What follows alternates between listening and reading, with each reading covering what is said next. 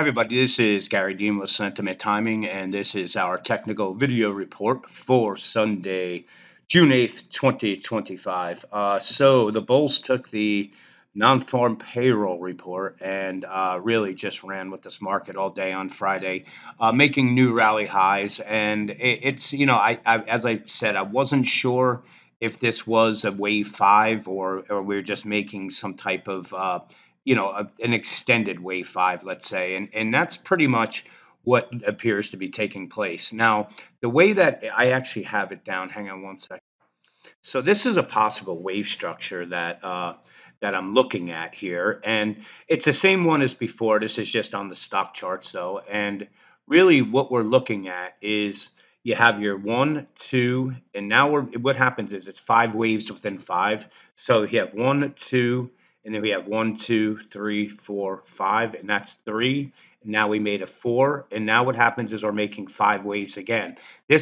We still could be extending this wave three here. I don't really care about the middle little minor things, but this is the important part is that when this finishes, it should be a wave five of five.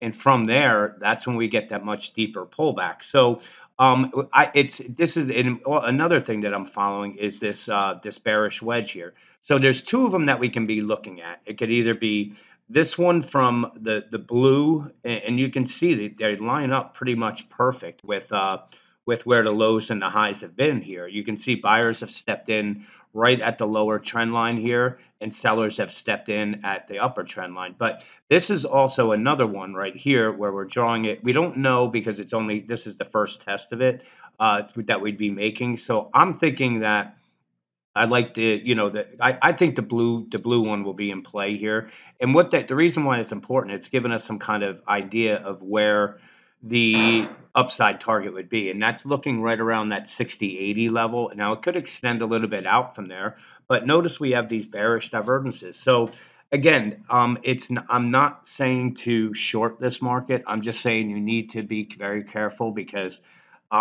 everybody's running right now like nothing could go wrong, and there's whenever that happens, something does go wrong, and it just disrupts the bullishness, and it has to give some a little bit of fear into the market. It happens every time, and as I said, that this is from last week that the cycle wise is anticipating a top coming within 3 weeks. So that was from last week. So now it's within 2 weeks.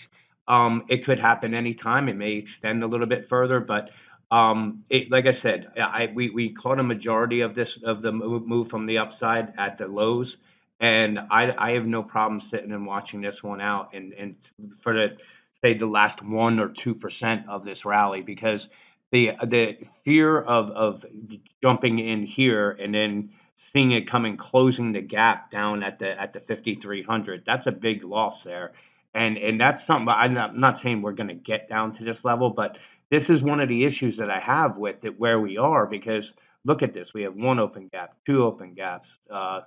No, there we have three, four. Then we have five.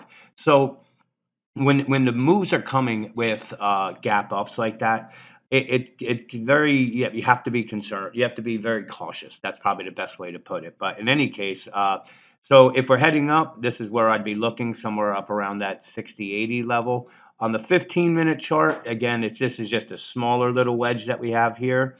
We're at the top of it, but it really it's showing we don't really even have any bearish divergences here because notice that this is the momentum here. This is the highest part here. So right now, expecting this to have a higher high would make sense because then that would set up some bearish divergences on the 15-minute chart.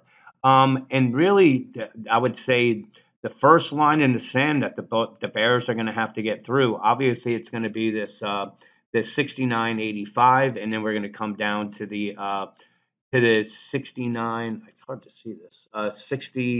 59.68, and then we have the gap from yesterday down at the 59.56 level. So until the bears really can get it through, say these lows here at the 59.22, the bulls are in control, and that's really the best way to look at this. If they lose this control here, because you can see it was resistance, now it's support. So if they lose that, then we're probably coming down and testing this level. But like I said, this is going to be our eyes for the Bears. Are they waking up? And that's going to be if they can take out the 50. I don't know. I can't see this. 59-22. So let's see what plays out tomorrow. Enjoy the rest of your weekend, and I will talk to you guys in the morning.